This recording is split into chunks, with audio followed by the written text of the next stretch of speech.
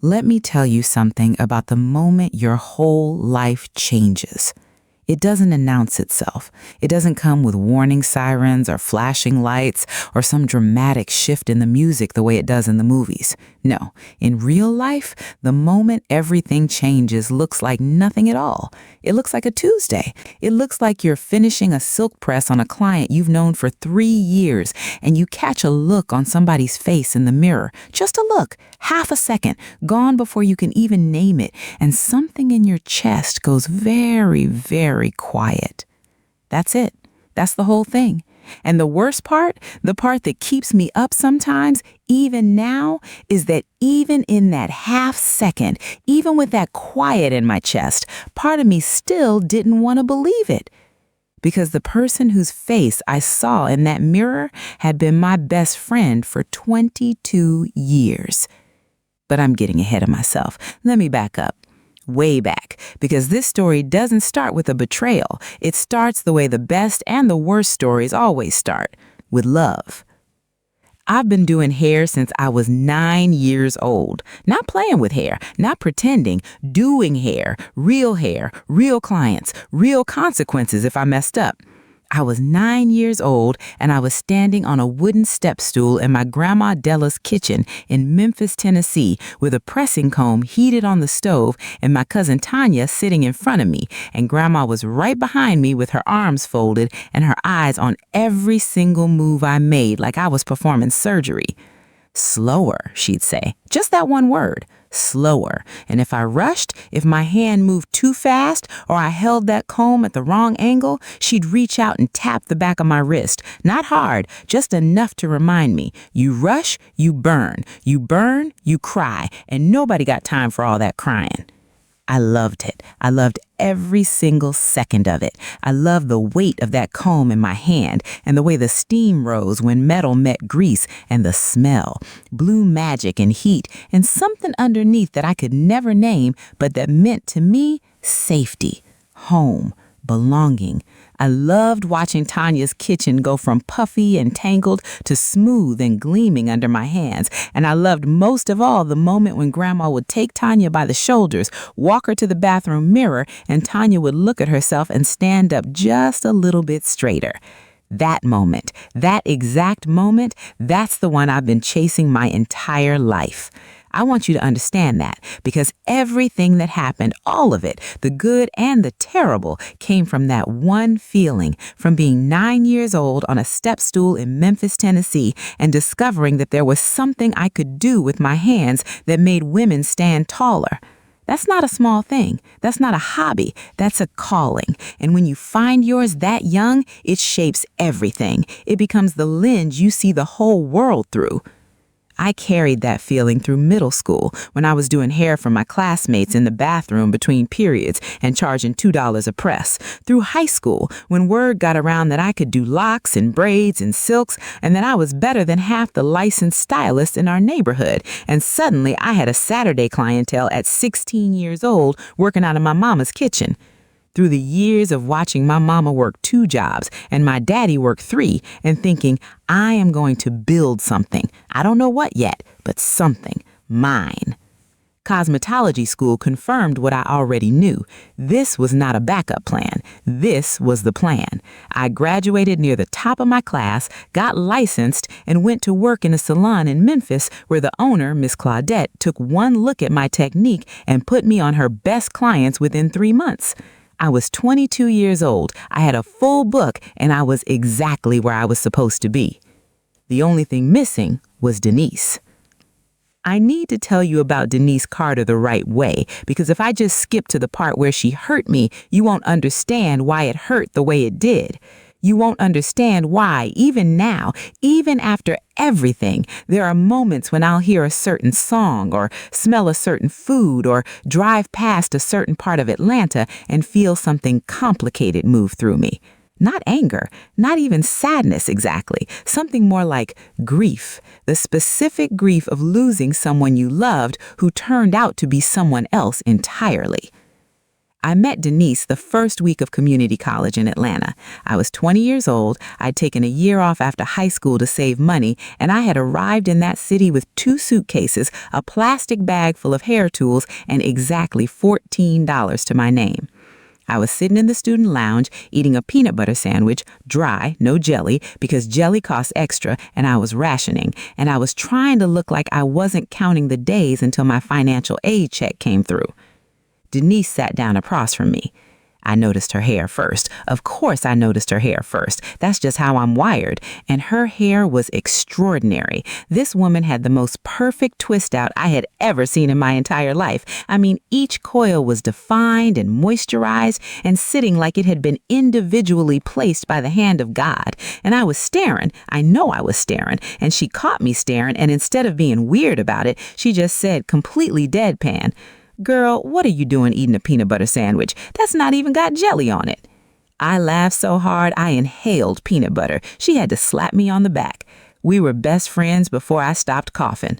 That sounds like an exaggeration. It isn't. By the end of that first week, we were in each other's business completely, borrowing each other's shampoo, studying together, walking to class together, sitting together in the cafeteria, and splitting whatever we could afford between us. We had the same cosmetology courses, the same work ethic, the same dark sense of humor about being broke and ambitious, and absolutely certain that our lives were going to be something. We had the same dream. Our own salon, our own space, our own thing, built by us, for us, nobody else's name on the door but ours. We would stay up until 2, 3 in the morning sometimes, sitting on the floor of whichever dorm room was closest with magazines spread around us, old issues of Essence and Sophisticate's Black Hair, and whatever else we could find, cutting out pictures of salon interiors and spreading them on the floor like a vision board and talking about what ours would look like. Big windows, natural light. I wanted to feel like you're outside, Denise said. Shampoo bowls that face the window so clients can look out while they're getting their hair washed, I'd say. Good music, not that generic stuff they play everywhere. Real music, stuff that feels like us. And products that actually work for our hair. No compromises. We had it all planned out before we even had licenses, before we had any money, before we had anything except a dream and each other. Life is funny about timing. It doesn't always give you what you want when you want it. After school, we went in different directions, the way you sometimes have to when rent is due and dreams don't pay bills yet. I went back to Memphis, back to Miss Claudette's salon, and spent 6 years building the kind of clientele that takes 6 years to build. One relationship at a time, one Saturday at a time, one head of hair at a time. I got better every single year. I got faster and more precise and more confident, and I started developing a real specialty in natural hair at a time when a lot of salons still didn't know what to do with it. And that specialty turned into a reputation, and that reputation turned into a waiting list. Denise stayed in Atlanta, got a position at a high-end salon in Buckhead, the kind of place where the clientele had money and expectations to match, and she thrived there. She had always been better at the business side of things than I was, better at reading a room, better at making people feel like they were the most important person in the world, better at selling without ever seeming like she was selling. At Buckhead, she learned how to move in a world of influence, how to build a brand, how to use social media before most people even understood what social media was. We talked every week, every single week for the entire time we were apart, through my first marriage to Marcus, which was sweet and real and ultimately not strong enough to survive the distance and diverging dreams, through her engagement to a man named Terrence, who turned out to be not nearly who she thought he was, through her mama's long illness and my daddy's sudden death, and every crisis and celebration and quiet, ordinary Tuesday where nothing happened except we needed to hear each other's voice. 20 years. That's not a friendship. That's a family.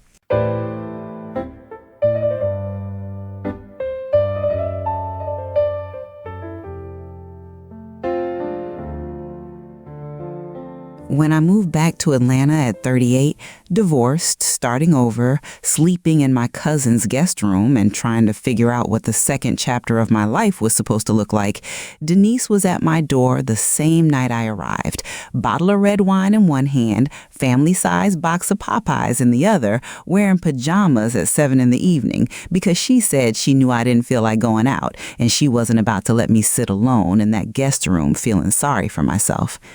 We sat on the floor of that guest room and ate chicken and drank wine and talked until 3 in the morning. And somewhere around midnight, she looked at me with those direct, serious eyes of hers. And she said, "Okay, you done grieving your old life?" I thought about it. "Yeah," I said, "pretty much." "Good," she said, "because we got work to do." The idea didn't come back all at once. It crept back in the way good ideas sometimes do. First as a joke, then as a what if, then as a real conversation, then as a plan. We were on her back porch about a year after I'd moved back. It was a Sunday afternoon in late September, one of those Atlanta days when the heat has finally broken and the air feels like a gift. And we were both tired in that particular way that comes from years of working hard in somebody else's dream. We were drinking sweet tea and not talking about much, and then Denise set down her glass and said it. "When are we going to stop talking and actually do this?" No preamble, no lead up, just when are we going to do this? Something moved in my chest, something that had been sitting still for a long time. And I looked at her and I thought, yes, right now, it's time. "Show me what you've been looking at," I said. She grinned. She had been looking at spaces. Of course she had. She had 3 bookmarked on her phone, had already driven by 2 of them, had already done preliminary research on lease rates in the neighborhood she liked. I should have noticed even then that she had been making moves without me. I should have filed it away. I didn't. I was too excited. The space we eventually chose was in a neighborhood in southwest Atlanta that was just beginning to change. Not gentrified, not yet. Still ours, still feeling like the community it had always been, but with new energy coming in, new businesses opening, new foot traffic building.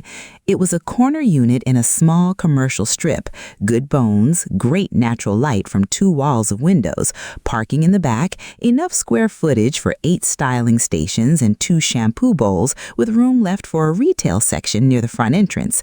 The lease was negotiable. The build-out was going to be expensive, but manageable if we were careful. And the location felt right in the way that some decisions just feel right in your gut before your brain has had time to catch up. We called it Crowned. Because that was the whole vision, the whole philosophy, the thing we had been building toward since we were 20 years old, cutting pictures out of magazines on a dorm room floor. Every woman who walked through our door was going to leave feeling like royalty, not just styled, not just serviced, seen, celebrated, cared for, in a space that was built for them, staffed by people who understood their hair and their lives, and the specific experience of being a Black woman in this world looking for a place where you didn't have to explain yourself. Natural hair, protective styles, locks, braids, twists, silk presses, all of it done with love and skill and genuine intention. Real products, tested personally, nothing that would damage or deceive. Music that felt like home. Stylists who actually knew what they were doing and gave a real damn about the women sitting in their chairs. That was Crowned. That was what we built it to be. I remember the morning we signed the lease. We drove there together, went inside one more time, and walked the empty space, our footsteps echoing on the bare floor, the morning light coming through those big windows, the smell of fresh paint from the unit next door. And then we went to the management office and we signed. When we came back outside and stood on that corner sidewalk, Denise grabbed my hand. "We did it, Renee," she said. Her voice was different than her normal voice, softer, less performative, more real. "We actually did it."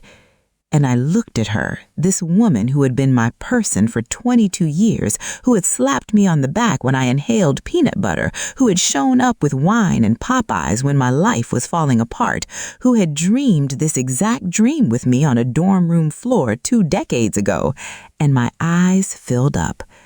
We stood on that sidewalk and we cried, both of us, right there on the street, 2 middle-aged women crying in front of our new salon, not caring at all who saw. That was real. Every bit of that was real. I need you to hold on to that because what comes next is going to make you want to forget it, and you shouldn't forget it. The love was real. The friendship was real. The dream was real. What Denise did with it all, that was the betrayal. The first year of Crowned was the happiest year of my professional life, and I say that lightly because I'd been doing hair for 20 years by that point, and I had had some very good years. But that first year, that specific 12 months was something different, something I had never felt before and haven't felt since in quite the same way.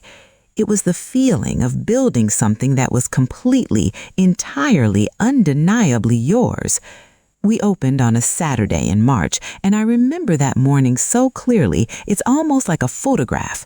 I got there 2 hours early, just me, alone, before Denise arrived, before the stylist came in, before anyone. I unlocked the door, and I stood in the middle of that salon, and I turned around slowly and looked at everything we had done to that space. The walls were a deep, warm ivory, not white, warmer than white, the color of good cream, with one accent wall behind the shampoo bowls painted the color of aged bronze.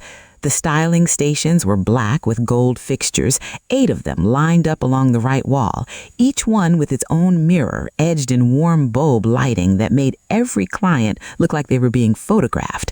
The shampoo bowls faced the windows, the way I had always said they should, so you could look out at the street while someone washed your hair and feel like the most relaxed person in the world. The retail display near the front entrance was simple and clean, real products, nothing I hadn't personally put on my own hair and believed in. Near the door was a small seating area with low chairs and cognac leather and a side table with actual good magazines, not the torn-up 3-year-old ones you see in most waiting areas. And there was a sign above the door, on the inside, so it was the first thing every client saw when they walked in. It said, "You are crowned." I stood in that empty salon at 7 in the morning and I cried for the second time in 2 weeks. The good kind of crying, the kind that comes when something you have been working toward for longer than you can remember finally becomes real and solid and yours, and you realize this is it. This is what I was supposed to do. Then I wiped my face, put on some music, and got to work. By June, we were fully booked on Saturdays. Let me say that again because I want you to understand what that means for a brand new salon that nobody has ever heard of. By our 3rd month of operation, we could not fit another client on our busiest day of the week. The wait list for Saturday appointments was running 3 weeks out before summer even started. We didn't advertise, we didn't run promotions, we didn't pay for any of it. What we had was word of mouth in a community that had been waiting for a place like this, and word of mouth in a tight community moves faster than any algorithm. Women came in who had been going to the same mediocre salon for 10 years because they didn't know there was anything better. They sat in my chair and I took care of their hair, really took care of it, the way it deserved, with time and skill and genuine attention, and they left looking like they had been transformed. And the next week, they'd send their sister, and the week after that, their coworker, and the week after that, 3 women from their church.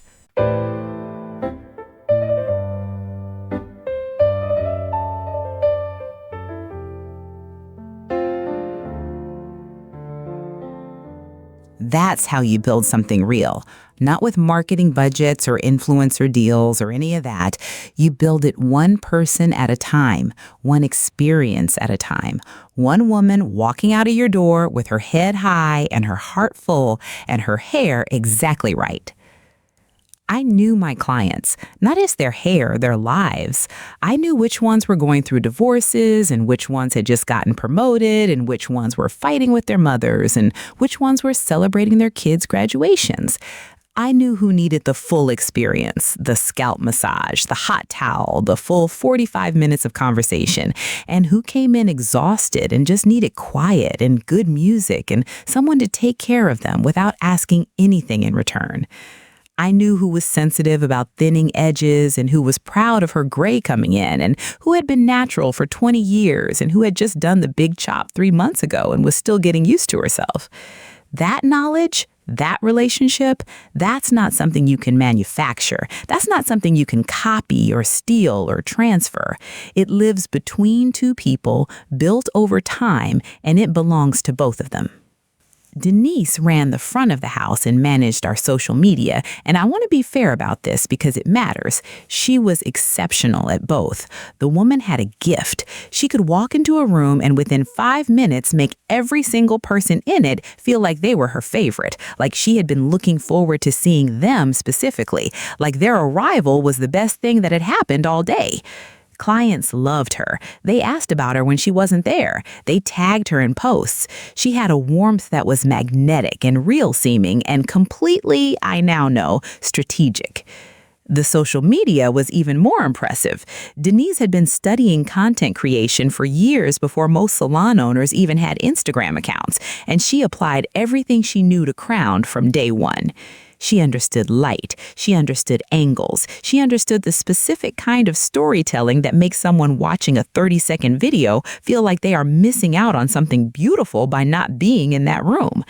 She would catch a client mid-laugh or get a before and after that made your jaw drop, or film the morning prep in a way that made the salon look like the most inviting place on earth. Within 6 months, we had 8,000 Instagram followers. Within a year, closer to 22,000. Comments on every post, shares, saves, women tagging their friends saying, "I need to go here," DMs asking about appointments from 3 states away. She built that. Genuinely, she built that, and I gave her full credit for it then, and I give her full credit for it now. What I didn't understand, what it took me much too long to understand, was that she was building it as hers, not as ours, as hers. Quietly, carefully, from the very beginning, she was constructing a version of Crown in which she was the center and I was a supporting character. And by the time I realized what she was doing, she had been at it for almost 2 years. But I'm getting ahead of myself again, because in that first year, none of that was visible. In that first year, everything was exactly what it looked like, 2 best friends building something beautiful together. We hired Brianna in our 4th month. She came in for an interview on a Wednesday afternoon, 25 years old, with a portfolio on her phone that made me stop scrolling 3 pictures in and look up at her. "How long have you been doing hair?" I asked. "Since I was 12, she said. Same way I would have said it, same matter-of-fact certainty. I hired her on the spot. Denise thought we should interview more candidates, and I said, no, this is the one, and I was right. Brianna had hands that understood hair in the instinctive cellular way that you cannot teach. You either have it or you don't. She was quiet, professional, precise, and she cared. You could see it in the way she handled every client, the attention, the patience, the refusal to rush, even when the book was full and the waiting area had 3 people in it. Keisha came on 2 months later, louder, funnier, the kind of personality that fills a room and makes it feel like a party without trying. Keisha could do in 45 minutes what some stylists took 2 hours, and her clients were so loyal they would reschedule rather than see someone else. She and Brianna balanced each other out perfectly, and the 4 of us, me, Denise, Brianna, Keisha, fell into a rhythm that felt effortless. We added a loctician on Thursdays, a young man named Jerome who had been doing locks for 15 years and had his own following that brought in a whole new stream of clients. We started carrying 5 natural hair product lines that I had spent months testing personally, refusing to put anything on our shelves that I wouldn't put on my own hair. We stayed open late on the first Friday of every month and turned it into an event. Good music, light refreshments, a relaxed vibe, clients coming in after work and staying just to be in the space. The neighborhood adopted us, and I mean that in the specific personal community way, not as a business they frequented, but as something that belonged to them. Women would stop by just to check in, not for appointments, just to say hello and see what was new. The barbershop 2 doors down started sending our female clients our way. The bookstore on the corner put our business cards on their front counter without us even asking. The pastor of the church 4 blocks over recommended us from the pulpit, which sounds small unless you know how much weight a pastor's recommendation carries in a Black Atlanta neighborhood, in which case you understand that it is not small at all. We were part of something. Crowned was woven into that community in a way that I had dreamed about, but never quite let myself fully believe would happen. And financially, though things were tight the way they always are in the first year, the way they have to be when you're paying off build-out costs and equipment and licenses and the 1,000 small expenses that come with starting something from nothing, we were making it work, better than making it work. By month 9, we had paid off the build-out loan. By month 11, we were turning a consistent profit. By month 12, I sat down with our numbers and I looked at what we had built in 1 year, and I felt something I hadn't felt since I was 9 years old on that step stool. Pure, clean, uncomplicated pride. I should tell you about the money because the money matters. I had put in $65,000 of my own savings to get Crowned off the ground. That was the bulk of the build-out, the equipment, the first 3 months of lease, the licenses and permits, and the insurance, the initial product inventory, the signage, all of it. $65,000 that I had saved over 2 years of living small, driving an old car, keeping a cheap apartment, saying no to things I wanted because I had a goal, and I was not going to let anything get between me and that goal. Denise had put in $30,000, her savings from years of working in Buckhead, plus some help from her family. That was real money, and she had put it in real good faith, and I never once minimized what it cost her to do that. The agreement, and I want to be very precise about this word agreement because it's important. The agreement was 60-40, 60% ownership to me, reflecting the larger investment, 40% to Denise. Once we were turning consistent profit, we'd each draw equal salaries. Any profit beyond that would be split 60-40. We had this conversation standing in the empty salon before we even had chairs in it. We said it out loud, both of us, clearly and deliberately. We looked each other in the eyes, we shook hands, we hugged. And I did not write a single word of it down.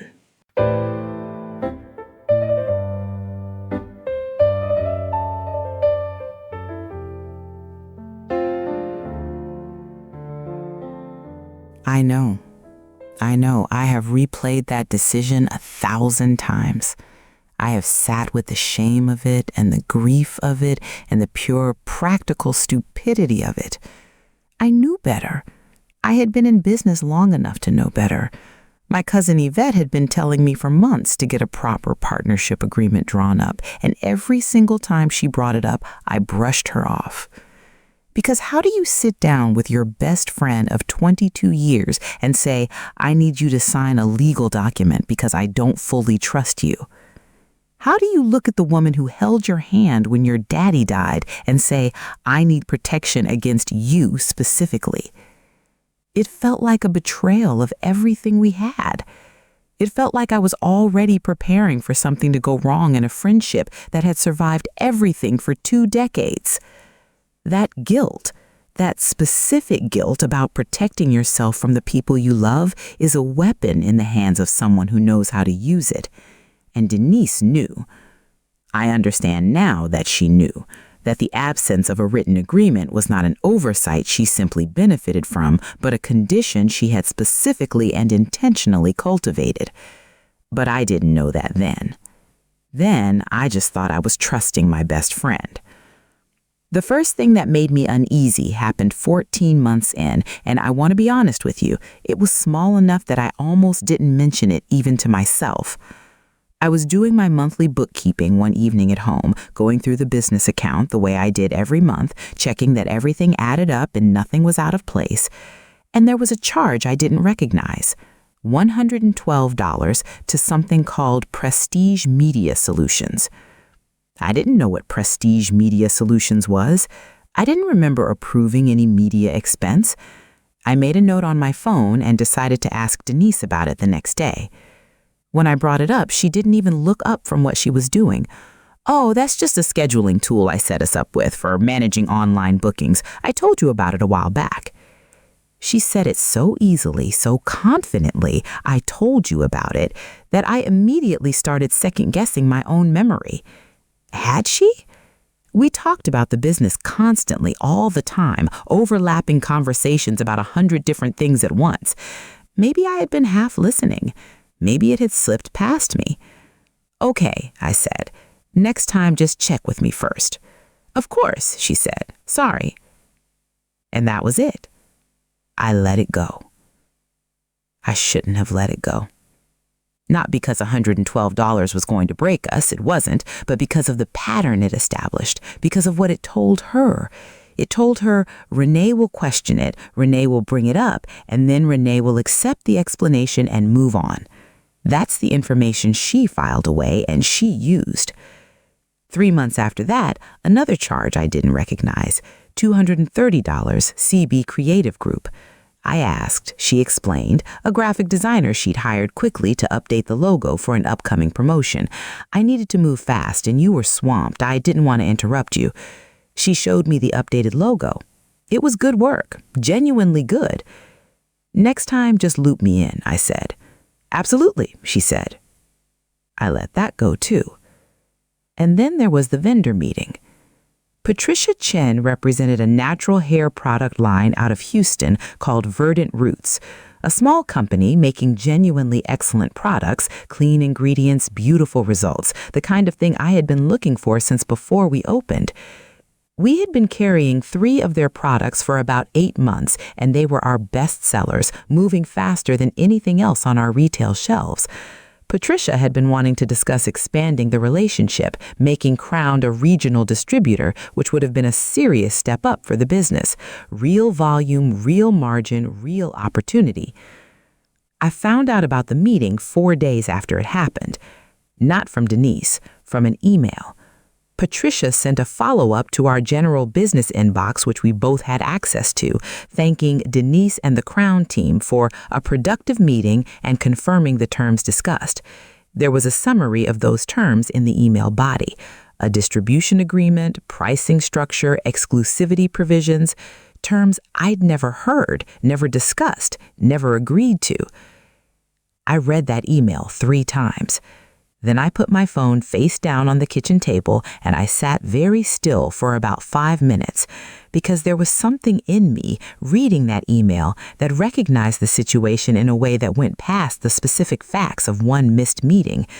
Something that connected this to the scheduling tool I hadn't known about and the graphic designer I hadn't approved and the half-second hesitation I had noticed and filed away and tried to forget. Something that was starting to say, this is a pattern. This is not accidents. This is something being done on purpose. I didn't want to believe that. I really genuinely did not want to believe something about the woman I had loved for 22 years that I was not ready to accept. So instead, I noticed things and made excuses for them. I felt uneasy and told myself I was paranoid. I saw the small signs and chose over and over again to look somewhere else. Until Brianna. It was a Thursday afternoon, about 22 months in. We'd had a full day, all 4 stations running, Jerome in the back doing locks, the retail section busy with women who weren't even getting services, just stopping in to pick up product. By 5 o'clock, things had slowed down enough that Keisha had already packed up and left, and Brianna was finishing her last client, a regular named Miss Dorothy, who was 73 years old and had been coming every 2 weeks since our 3rd month of operation and always brought us something, sweet potato pie or preserves from her garden, or once memorably an entire smoked brisket. I was cleaning my station when Miss Dorothy left, and I noticed Brianna hadn't moved. She was standing near the shampoo bowls with a towel in her hands, not folding it, just holding it, looking at the floor. "Bree?" I said. She looked up. "What's on your mind?" She glanced towards Denise's office. The door was closed, the way it had been more and more often lately, and I could hear the low murmur of a phone conversation from inside. Brianna looked back at me, and I could see her deciding something, weighing it, turning it over. "Miss Renee," she said quietly, "I don't like being in people's business. You know that about me. I know that about you. And I don't want to cause any trouble. Okay, but I feel like I owe you something because you've been good to me since day one here, and that means something, and I couldn't just—" She stopped, started again. I couldn't just not say anything. I put down my comb and turned to face her completely. "Say it," I said.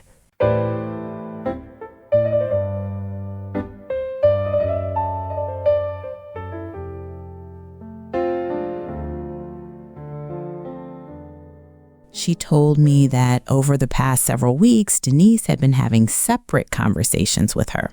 Not group meetings, not the regular team check-ins we all did together, just Denise and Brianna, one-on-one, usually when I wasn't in the room.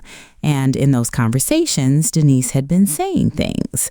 Things like, Crowned is going in a new direction. Things like, there are going to be some changes coming up, some restructuring. Things like, you're very talented, Brianna, and I want to make sure you're taken care of. Whatever happens. Whatever happens. Brianna said she hadn't known what to make of it, said it felt off, but she couldn't quite put her finger on why, couldn't quite say what exactly was wrong, but something was wrong. She could feel it, and she felt like I deserved to know. I stood there and I listened to all of it. I kept my face still and my voice steady, and I thanked her, told her she had done the right thing, told her I was glad she trusted me enough to say something, told her it was going to be okay. And then I went to the bathroom in the back of the salon, and I stood at the sink and I ran cold water over the inside of my wrists, and I breathed in and out, in and out. Whatever happens. I had been making excuses for almost 2 years. I had been explaining away the charges and the missed meetings and the changed passwords and the closed-door phone calls and the casual comments to clients about things being in transition.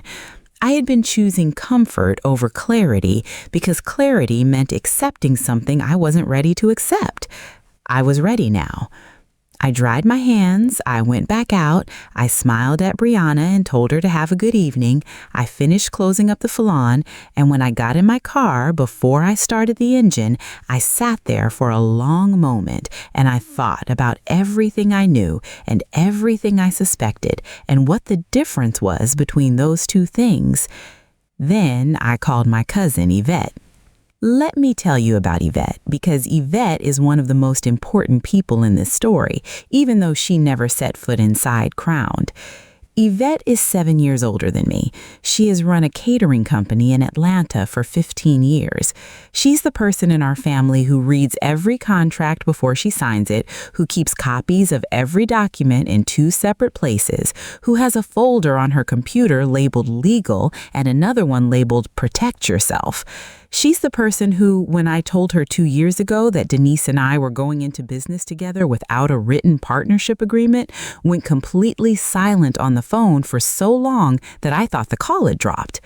Yvette, I'm here, she said.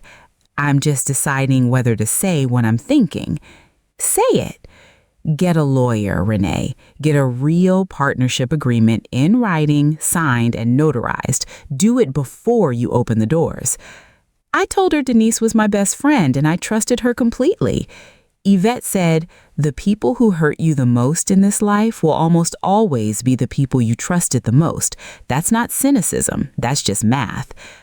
I told her she was being paranoid.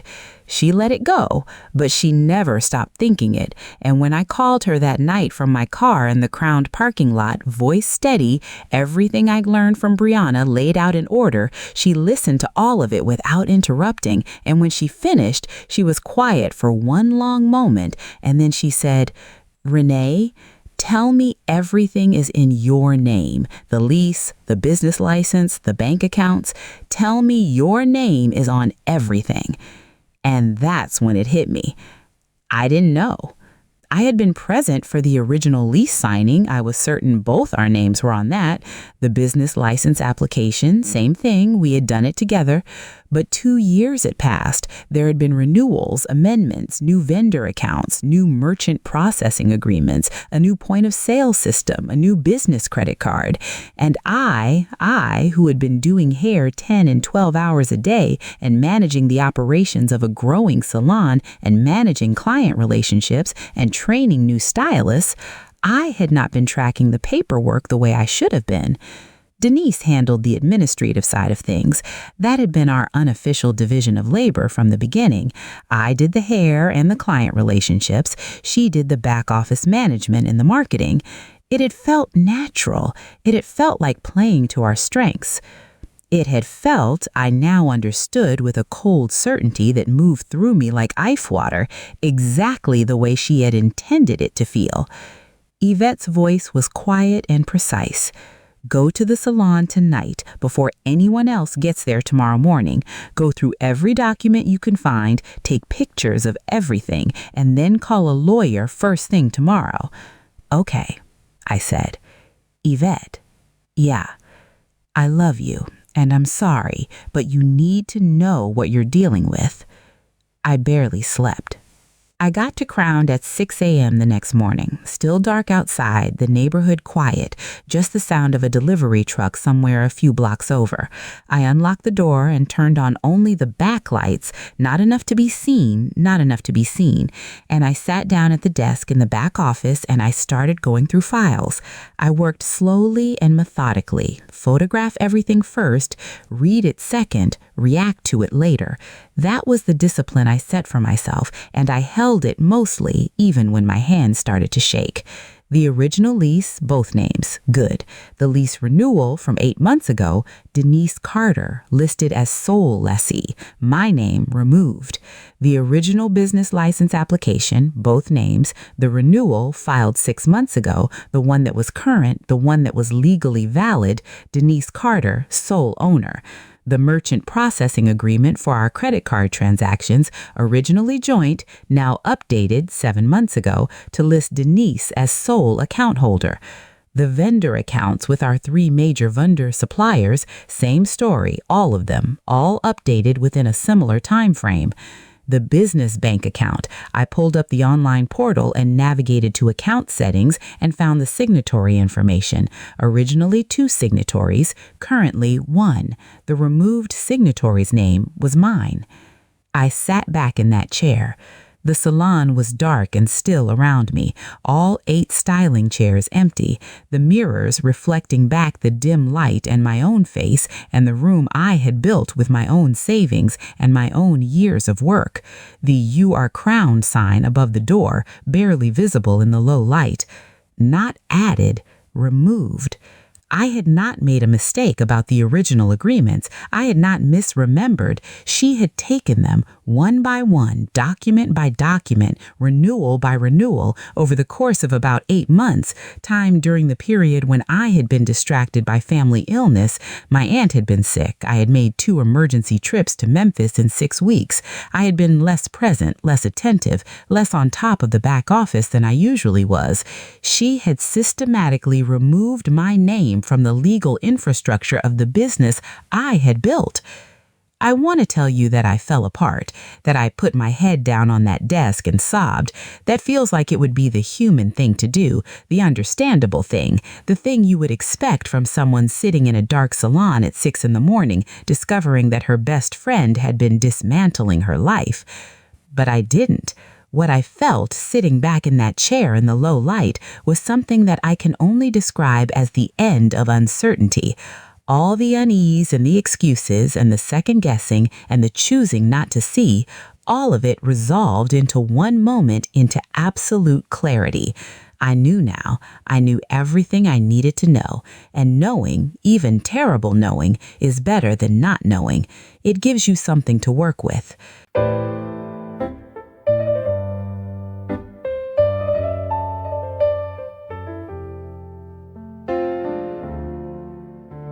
I took photographs of every document I could find, every single page of every file in that office. I emailed them all to myself from the Salon computer. Then I went home, showered, changed my clothes, came back in time to open, put on music, turned on the lights, and smiled at every single client who walked through the door that day like everything in the world was fine. I was very good at that. Turned out I had more control over my face than I knew. That afternoon, I called a lawyer. Her name was Angela Moore. Yvette had used her 6 years ago for a contract dispute with a catering venue and had been emphatic on the phone. She is sharp, she is direct, she does not sugarcoat, and she wins. Call her. I called her. I got an appointment for 2 days later. I walked into Angela's office with a folder of printed photographs of every document I had found, a timeline I'd written out by hand the night before, every incident, every unexplained charge, every unauthorized decision, every date and amount I could remember, and the calmest face I could manage. Angela was maybe 50, natural hair going silver at the temples, glasses on a chain around her neck. She looked at me when I sat down and said, "Tell me what happened." I told her everything, all of it, from the beginning. The verbal partnership agreement, the 60-40 split, the division of responsibilities, the charges I hadn't been told about, the vendor meeting I hadn't been invited to, what Brianna had told me, the website admin access, and then what I had found in the files that morning. All of it, in order, as clearly as I could say it. Angela listened without interrupting. When she finished, she opened the folder and went through the documents. She was quiet for a long time, just the occasional sound, a small a pause, a page turning. When she looked up, she said, "Okay, here's your situation. The lease, still joint, still valid, meaning I had legal right to occupy that space. That was important. The business license renewal and the vendor account changes, serious. Potentially fraudulent, definitely actionable, but the path to proving it would require pulling county records to confirm what had actually been filed and when. The bank account, removal of a joint signatory without consent was potentially a breach of the original account agreement, depending on how it had been structured. She wanted to see the original account opening documents. And then she asked me the question I had been dreading. Is there any written documentation of your partnership agreement? Anything at all? An email, a text, a signed document? Anything? I told her the truth. Verbal agreement, handshake, 22 years of friendship, nothing on paper. Angela took her glasses off and looked at me directly. "That is the most vulnerable part of your position," she said. "Without a written partnership agreement, she can attempt to claim sole ownership of the business entity. The verbal agreement you described is very difficult to enforce in court, even with witnesses, compared to what she appears to have been building on paper. So she could say it's all hers?" "She's already saying it on paper," Angela said. "The filings say it. She's been building that case for months. The question is whether we can dismantle it." I said, "Can we?" Angela looked at the folder, back at me. "We can try, but I need you to understand something. Right now, your greatest advantage is that she doesn't know you know. The moment she finds out you've talked to a lawyer, she'll move. She may try to liquidate assets, transfer the social media accounts, reach out for potential buyers. Whatever she was planning, she'll accelerate it. So I don't tip her off. You don't tip her off," she said. "You come back to me tomorrow with every document you can get your hands on and you let me work. And in the meantime, you go into that salon and you do your job and you act like nothing has changed." I nodded. "Are you able to do that?" she asked. I thought about being 9 years old on a step stool, pressing hair with steady hands while Grandma watched.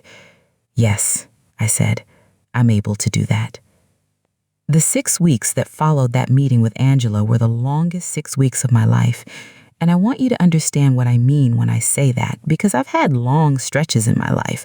I've had hard seasons, the end of my marriage, my daddy's death, the years of starting over from nothing in a city that didn't owe me anything. I know what hard feels like. I know what long feels like.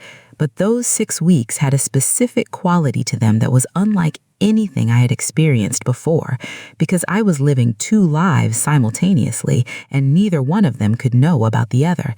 There was the life I showed at Crowned every day, warm, present, professional, completely normal, smiling at clients, laughing with Brianna and Keisha, making small talk with Denise, going through the motions of partnership with a woman I now knew had been systematically dismantling that partnership for the better part of a year, being so natural, so unchanged, so entirely my regular self that there was not a single moment where she could look at me and think, she knows. And then there was the other life, the one that happened after hours, on the phone with Angela, going over documents, building a case, learning more each day about the architecture of what Denise had been constructing and how we were going to dismantle it. Those two lives had to stay completely separate. The woman I showed at Crowned every day could not let a single thing slip, not in her eyes, not in her voice, not in the slight stiffening of her shoulders when Denise walked into the room. The woman on the phone with Angela at 10 o'clock at night had to stay clear and focused and strategic, not angry, not grieving, not human, just precise. I managed it. I don't fully know how, but I managed it. Part of how I managed it was channeling everything, all the anger and the grief and the betrayal, into work, into being visibly, undeniably, on the record, the heart of Crowned. Every client who sat in my chair, I was fully present for them. Every interaction, every text, every follow-up, I documented it. Not in a way anyone would notice. I just started keeping a log on my phone. Date, client name, service, what we talked about, any relevant detail. Building a paper trail that told a story. This is who Crown's clients come back for. This is the relationship at the center of this business. This is who built this community. I started showing up more on my personal social media too, not the Salon account, Denise controlled that, but my own personal account that I had been neglecting for years because I always put the business first. I started posting my work there, before and afters, styling tips, client testimonials, with permission. Nothing dramatic, nothing that would look like I was positioning myself separately from Crowned, just slowly, quietly building a presence that was mine alone and could not be taken from me regardless of what happened to the business. And I watched. Every day, I watched and I listened and I filed things away. Angela worked fast. Within the first 2 weeks, she had pulled the county records on the business license and confirmed what I had found. The renewal filed 8 months ago listed Denise Carter as sole owner, filed without my knowledge during the 6-week window when I had been making emergency trips to Memphis for my aunt. Angela said when she saw the timing, she stopped, looked at her notes, and looked again. This wasn't opportunistic, she told me on the phone. She wasn't just taking advantage of you being distracted. She chose that window deliberately. She waited for it. That was the moment. Not the documents, not even what Brianna had told me. That was the moment it became undeniable. Not just that Denise had done something wrong, that she'd planned it, that there was a strategy, a timeline, a calculation, that she had looked at the landscape of our friendship and our business and our 22 years together and made a series of deliberate decisions about what she could take and when and how. I sat with that for a long time after I hung up the phone. 22 years.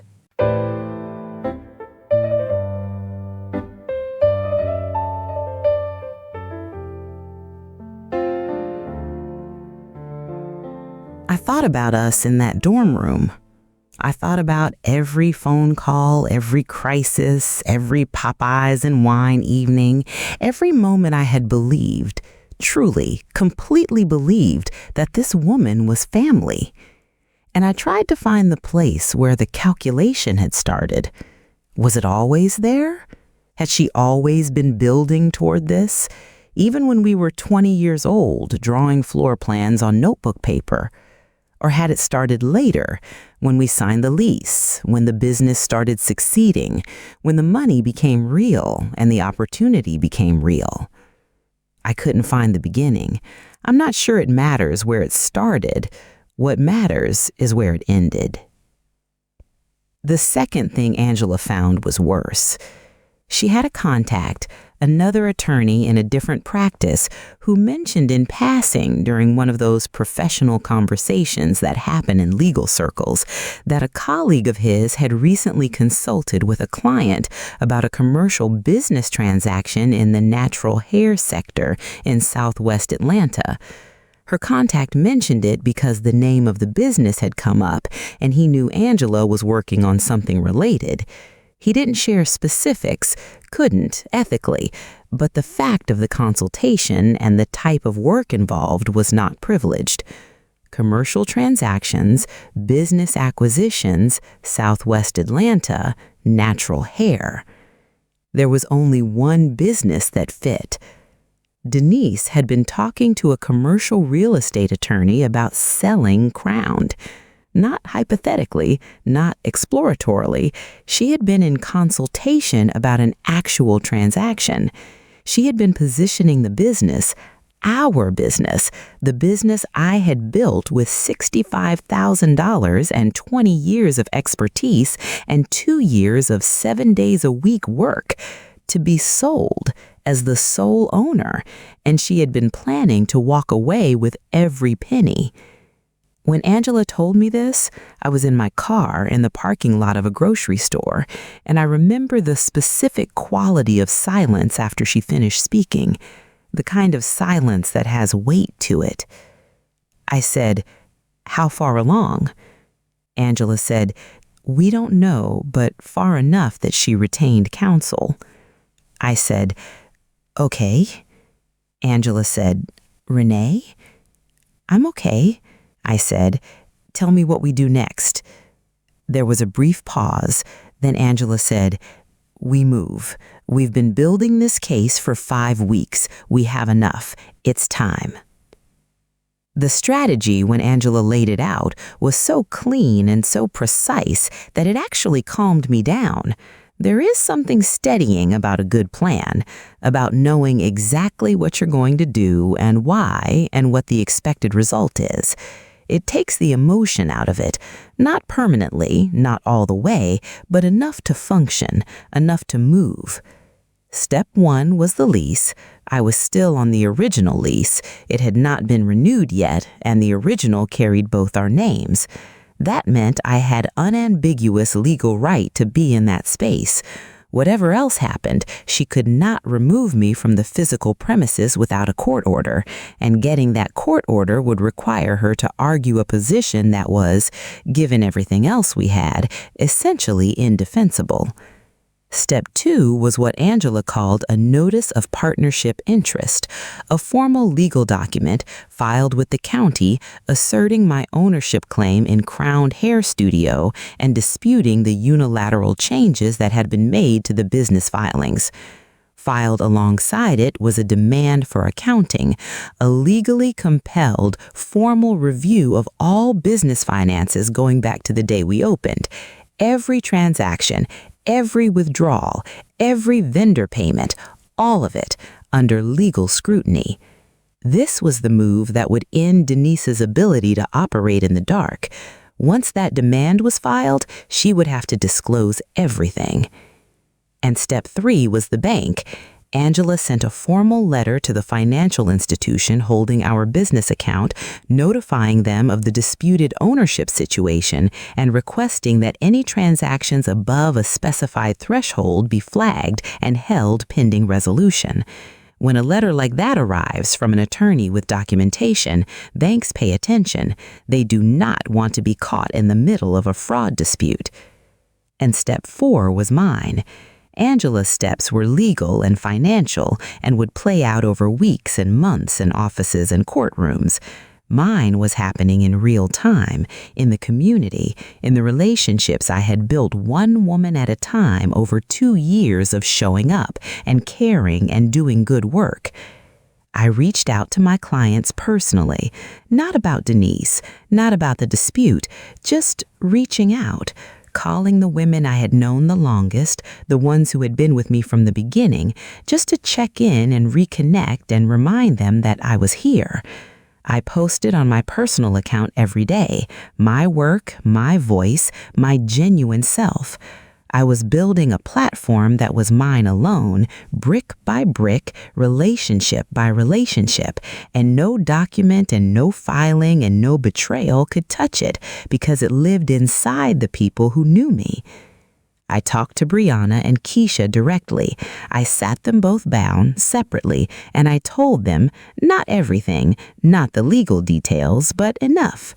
I told them the partnership was ending. I told them things were going to look chaotic for a while. I told them that whatever happened with the business entity, whatever legal battle played out over the name and the space and the assets, I was going to keep doing hair, and I was going to fight for them if they were willing to stand with me.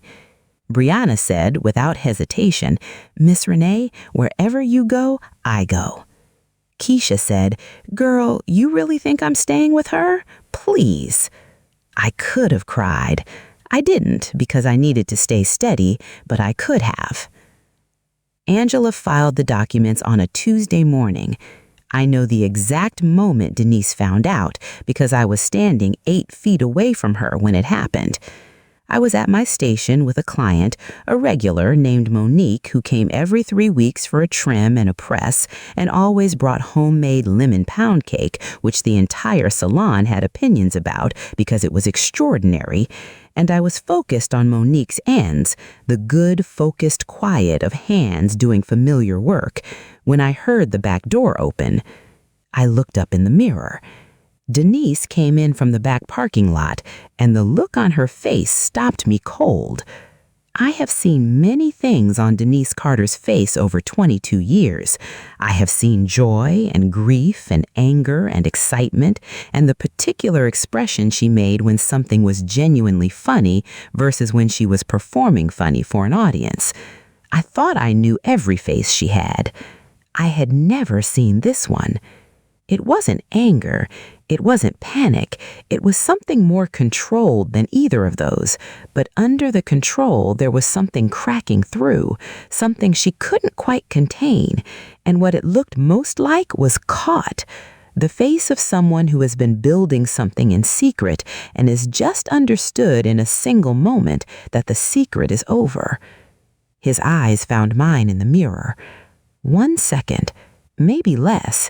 Then his face rearranged itself, smoothed out, closed down, put back together, and he walked to his office and closed the door.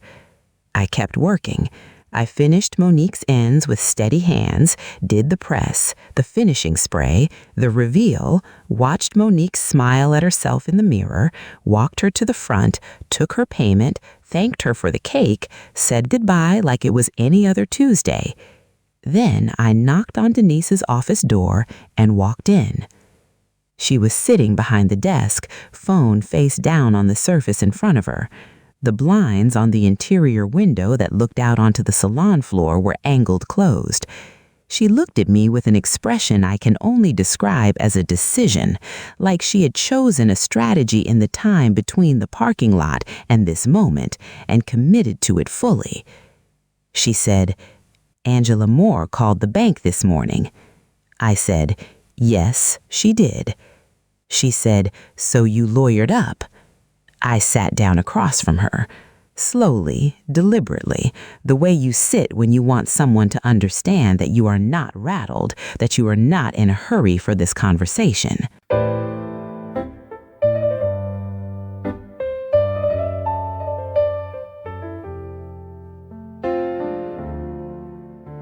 "Denise," I said, "you filed a business license renewal listing yourself as sole owner.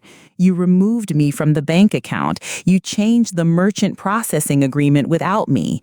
You have been in consultation with a commercial real estate attorney about selling this business. So yes, I talked to a lawyer." She held my gaze. She didn't flinch, and she didn't look away, and she didn't apologize. That, more than anything else, told me everything I needed to know about who she was in this moment. Not ashamed, not sorry, just recalculating. Then she said, "I've been doing most of the real work around here for a long time, Renee. I built the brand. I built the following. I built the online presence that put this place on the map. I think I deserve more than 60%. She caught herself.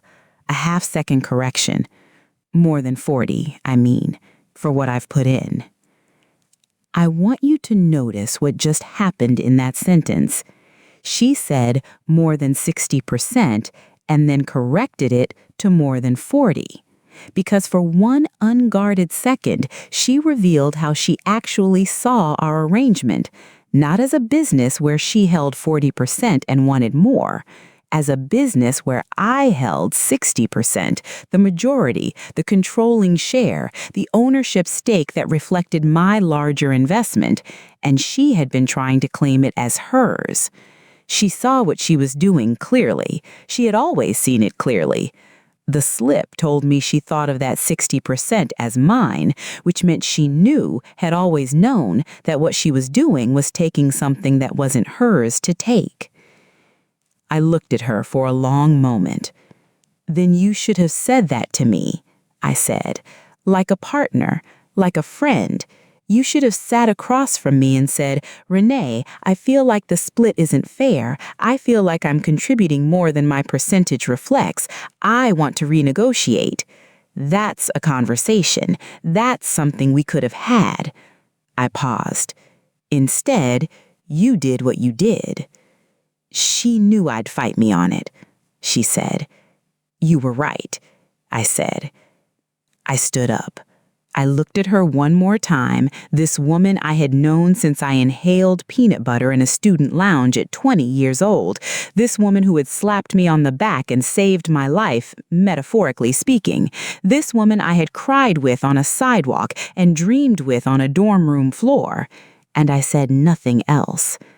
I walked out and closed the door quietly behind me. No yelling, no throwing things, no dramatic speech. Just done. The quiet of someone who knows exactly what comes next. What came next was 4 months of legal process, and I'm going to tell you the shape of it because the outcome is important. Every piece of it is important. The demand for an accounting for Denise was a catastrophe. When you demand an accounting in a business dispute, you are requiring the other party to open every drawer, turn over every record, disclose every transaction going back to the beginning. There is nowhere to hide. And what Denise had been hiding, what came out when all of it was laid under legal scrutiny, was significant. She had been skimming from the business for approximately 18 months. Not dramatically, not in ways that would have shown up easily in a quick review. Small amounts, consistently, from multiple angles.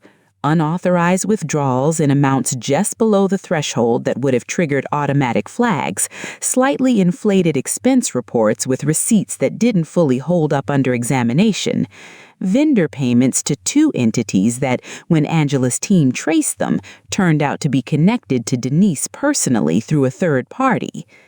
A consultant she was paying for services that were never rendered. A media company that was essentially her. The total, when Angela's forensic accountant finished working through the records, was $42,370, taken over 18 months, from our business, from the business I had put $65,000 into, built from nothing, and poured 2 years of my life into. $42,000. I sat with that number for a long time. The business license fraud was the second major finding. Angela presented the evidence to the county, the original joint application, the renewal filed unilaterally in Denise's name alone, the timeline that showed it had been done without my knowledge, the pattern of other changes made during the same period, and the county attorney reviewed it and agreed. The renewal was fraudulent. It had been filed in a way that deliberately misrepresented the ownership structure. The county voided it and required a new application listing both owners correctly. That was a significant moment, not just legally, though it was legally important because it reestablished my official ownership on the record, but symbolically, because it meant the thing she had spent 8 months carefully constructing, the paper version of a business that was entirely hers, was being taken apart piece by piece, and there was nothing she could do about it. The potential sale fell apart completely once my partnership interest was formally established and publicly recorded. A legitimate buyer cannot purchase a business that has an active ownership dispute and a fraud investigation in progress. Anyone considering buying Crowned now had access to the public record showing my claim, and no serious buyer was going to touch it. Whatever offer Denise had been entertaining, whatever deal she had been quietly building toward, evaporated. Denise's attorney fought back. I want to be honest about that. This was not a clean, easy, one-sided process. Her attorney was competent and thorough, and there were periods of those 4 months where I lay awake at night genuinely uncertain about how some pieces were going to go. There were depositions and document requests and back-and-forth negotiations that went nowhere and then started again. There were mornings when I came into the salon and looked at everything I had built and thought, what if I lose this? What if after all of it, I lose this anyway? But here is what Denise's attorney could not overcome, and I want you to understand why each of these things mattered. He could not overcome the paper trail Angela had built because it was thorough and documented and dated and real. Every change Denise had made to the business structure, every account modification, every filing, all of it was documented, all of it was time-stamped, all of it told the same story in the same handwriting, and that story did not have a good explanation. He could not overcome the forensic accounting because numbers don't have feelings and don't make mistakes and don't care how good a lawyer is. $42,000 went from the business account to places it should not have gone, and the trail was clear. He could not overcome Brianna and Keisha, who both provided affidavits detailing what they had witnessed, the separate conversations, the comments about changes and restructuring, and making sure they were taken care of no matter what happened. 2 employees, both credible, both corroborating the same pattern. And he could not overcome the community.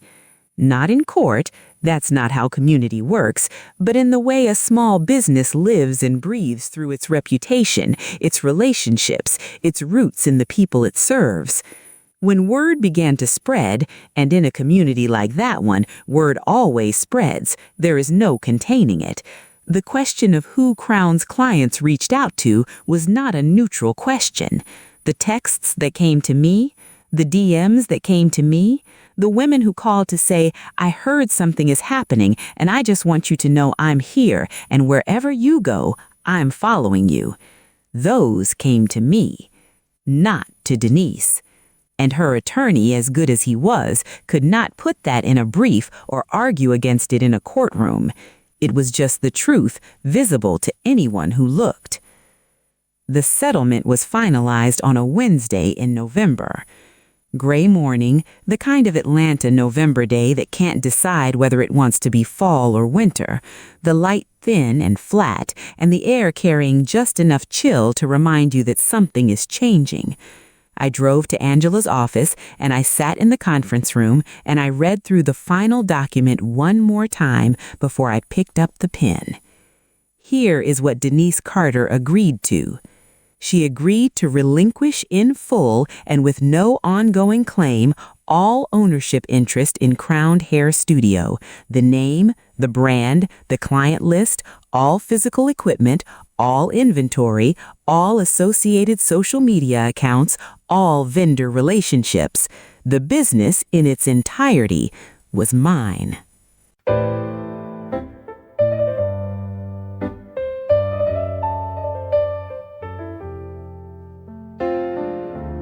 She agreed to repay $42,370, the full amount identified by the forensic accountant as unauthorized, structured as a payment plan with interest, secured against her personal assets. Meaning if she defaulted, she was not just in breach of a settlement agreement, but had her personal property at stake. She agreed to a non-compete clause, no competing natural hair salon, no employment at a competing natural hair salon within 30 miles for 3 years. She was effectively out of the Atlanta natural hair market for the foreseeable future. She agreed to send written notice drafted by Angela, reviewed by both parties, signed by Denise, to every vendor, supplier, and business contact with whom she had represented herself as sole owner, correcting the record and confirming that Renee Campbell was and always had been a co-owner of Crown and was now the sole owner. And the business license, the real, current, legally valid, officially recorded one, was reissued in one name, mine. I signed my name on the signature line, and the pen was steady in my hand. Not because I wasn't feeling anything, I was feeling everything, a whole ocean of things, but because after 22 years of friendship and 2 years of building and 6 weeks of living double and 4 months of fighting, I had earned the right to sign my name on that document with a steady hand, and I was going to do exactly that. Angela shook my hand across the table. "You handled this with remarkable grace," she said. I said I had to. It was the only way to win. I sat in my car for a long time before I started the engine. Not crying, not celebrating, just sitting, letting the morning be what it was. I thought about us at 20 years old, on that dorm room floor with the magazines, the floor plans drawn on notebook paper, the arguments about shampoo bowl placement, the absolute certainty, bone deep and unshakable, that one day we were going to have something real. I thought about the phone calls, 20 years of them through everything, the way her voice sounded when her mama died, the way mine sounded when I called her from the parking lot of my old house the night Marcus and I signed the divorce papers, and she stayed on the phone with me for 4 hours without making me feel like a burden once. I thought about the sidewalk, the day we signed the lease, the way she grabbed my hand and her voice went soft and real, and she said, "We did it, Renee. We actually did it." I let myself feel all of it, the whole weight of it, the grief of losing someone you loved, of discovering that the person you loved was also somehow, simultaneously, someone who could do what she did. Those two things are both true, and they don't cancel each other out, and you don't get to choose which one to feel. You feel both. I felt both. And then I started the car, and I drove back to my salon, to Crowned. There is life on the other side of something like this. I want you to know that, because I think sometimes when you're in the middle of it, when you're lying awake at 3 a.m, replaying everything and wondering how you didn't see it sooner and asking yourself what it says about your judgment that you trusted someone so completely who turned out to be capable of this, it can feel like there isn't going to be another side, like the damage is permanent, like the thing that was broken can't be rebuilt. It can be rebuilt. Not the same, never quite the same, but rebuilt, and in some ways better, stronger where it was weak, clearer-eyed where it was naive, more protected where it was exposed. Sometimes the thing that tries to destroy you teaches you exactly what you needed to know to survive. Crowned is still open. Brianna is still there. I promoted her to lead stylist within a month of the settlement, gave her a small equity share in the business, real equity, properly documented, an actual operating agreement drawn up by Angela, signed and notarized and filed, everything done the right way, because I learned that lesson and I learned it all the way through. She cried when I told her, not because of the equity, I think, but because of what it meant, that I trusted her, that she was seen, that she was part of something real and would be treated like it. Keisha is still there. She negotiated a raise and took over management of our retail section, which has grown into one of our most significant revenue streams. She has opinions about everything and is right about most of it, and is one of the funniest people I have ever known, and the salon would be a quieter and lesser place without her. We brought on Tasha in the spring, 23 years old, just out of cosmetology school, with raw talent in her hands that I recognized immediately because it was the same kind I had recognized in myself at her age. That instinctive, unteachable understanding of hair as a living thing that needs to be listened to, not just managed. She reminds me of myself enough that it's sometimes almost startling. I am teaching her the way Grandma Della taught me, which is to say, slowly, precisely, with high standards and genuine love and absolutely no tolerance for rushing. Slower, I tell her, because if you rush, you burn. She rolls her eyes at me sometimes. I let her. She'll understand it eventually. The business is doing better than it was before. I know that sounds impossible, that a business could come out of a fraud dispute and a legal battle and 4 months of uncertainty and a very public partnership dissolution and be in better shape than it was going in. But it's true, and I think I understand why.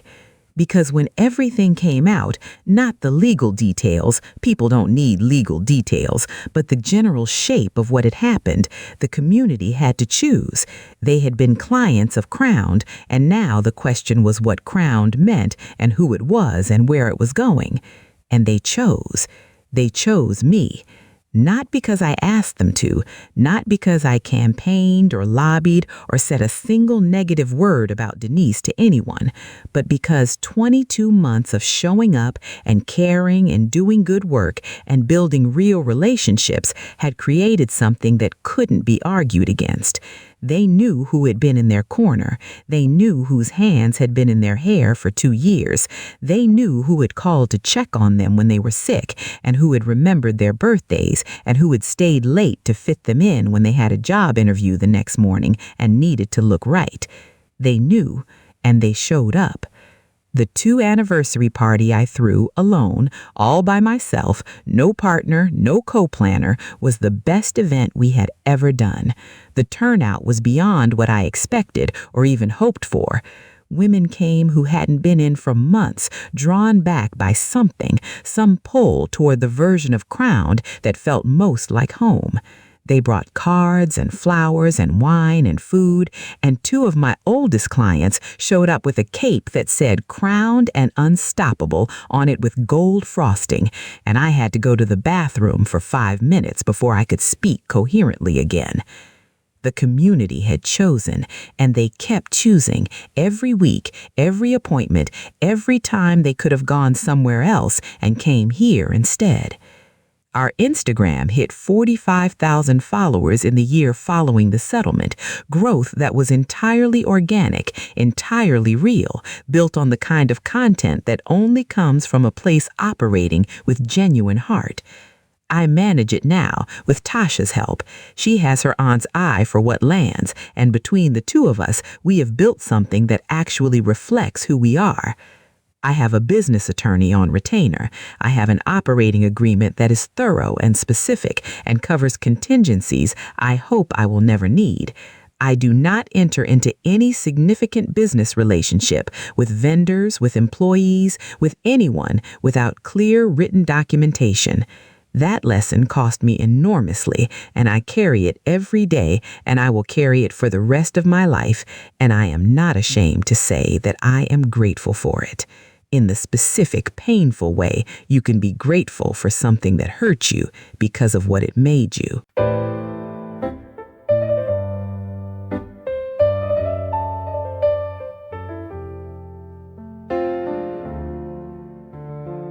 I am more careful now, more protected, more clear-eyed about the gap between who someone shows you and who they are. That gap exists in everyone to some degree. We all contain multitudes. We all have the capacity to disappoint people we love. But there are some people in whom that gap is not accidental but engineered, deliberately constructed, maintained through years of performance. And the only protection against those people is the kind I failed to build the first time: documentation, legal structure, the boring, unsexy armor of paperwork and written agreements that feel like distrust when everything is good and feel like salvation when everything goes wrong. As for Denise, I have not spoken to her since I walked out of her office that Tuesday afternoon. I know she's made most of the settlement payments on schedule and been late on a few because Angela keeps me updated as a matter of course. I don't know where she's working or what she's doing or whether she's found her way back to hair. I don't know if she thinks about what she did. I don't know if she has made some peace with it, or whether it lives in her the way betrayals live in their perpetrators, either lightlessly because she found a way to tell herself a story where she was justified, or heavily because she knows exactly what she did and to whom. I have thought about her. I won't pretend I haven't. There were months when she was the first thing I thought about when I woke up and the last thing I thought about when I went to sleep.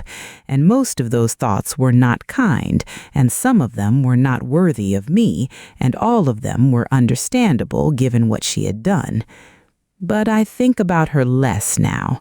The thoughts come less often, and they carry less weight, and they don't knock me sideways the way they used to. Time does that, if you let it. If you keep working and keep showing up and keep pouring your energy into what's in front of you instead of what's behind you, time slowly makes the past lighter. Not gone, not forgotten, just lighter. I have made my peace with the fact that I will never fully understand why she did it. I have made my peace with the fact that the friendship was real and the betrayal was also real, and those two things coexist in the same story, and I don't get to choose which one was true. I have made my peace, mostly, with the fact that I trusted her completely, and that trust made me vulnerable, and the vulnerability was not stupidity, but love, and love is not something to be ashamed of, even when it's used against you. What she took from me, the money, the months of uncertainty, the friendship itself, those things are gone, and I have grieved them, and I have moved on. What she couldn't take, what she tried to take and failed, that's still here. Every single day, it's still here. I did my cousin Tanya's hair 3 weeks ago. She came through Atlanta for a long weekend visit, first time I'd seen her in almost 2 years, and she made an appointment and sat down in my chair like she had exactly done this, sat in my chair, trusted me with her hair her entire life. Which she basically has, since I was 9 years old on a step stool in Grandma Della's kitchen, and she sat in front of me and didn't squirm even when she was nervous, even when she knew I was still learning. She's 50 now. We both are, which neither of us can fully believe, which we discussed at some length while I worked. Her hair has come in beautifully. She went fully natural 5 years ago, and the texture is gorgeous, dense and healthy, just starting to show the first few silver strands at her temples that she says she's keeping because her mama had them, and her mama's mama had them, and she comes from a line of women who wear their silver with intention. I worked slowly, took my time, the way Grandma taught. We talked about everything, her kids, my business, the state of the world, the specific comedic tragedy of turning 50, our memories of Memphis, the things we missed, and the things we were glad to have left behind. We talked about Grandma Della, gone 12 years now, and what she would have thought of all of this, the salon, the fight, the outcome. She would have said you should have gotten it in writing. I laughed until I had to put down my comb. I absolutely would have, I said. When I finished, I spun her around to face the mirror, and she looked at herself, this woman I have known my entire life, who has sat in my chair in kitchen chairs and salon chairs, and one memorable time a folding chair in a church basement before a funeral, who has trusted me with her hair through every version of herself she has ever been. And she looked at herself, and something happened in her posture, something small and certain and entirely her own. She straightened up, just a little, just enough. The same way she always has, the same way they all do, the same feeling I've been chasing since I was 9 years old and found and almost lost and kept. Because some things cannot be taken from you no matter how carefully someone plans the taking. Some things live inside you and inside the people who know you and inside the hands that do the work, and they are yours in a way that no document and no betrayal and no filing with any county in the state of Georgia can ever change. Some things are just yours. Slower, Grandma used to say, because if you rush, you burn. She was right about that. She was right about everything. I just had to learn it in the hardest possible way before I fully understood what she meant, that slowness is not weakness, that patience is not passivity, that the women who last, the women who build things that last, are the ones who know when to be still and when to move, and the difference between the two. I know the difference now. I know it in my hands when I'm working, and in my mind when I'm making decisions, and in my chest when I'm looking at what I have built and what I have survived and what I am still every day, still building. Crowned is mine, the name and the space and the community and the work, mine. Not because of a court document, though there is a court document, not because of a settlement agreement, though there is a settlement agreement, mine, because I built it, mine because I earned it, mine because the women who walk through that door choose to come back, and what they're coming back to is me, and what I give them is everything I have, every time, without holding anything back. The name on the door says exactly what it has always said, what it was always going to say, what it will keep saying long after this story is over. And now, at last, not a single piece of paper in this world disagrees. The end.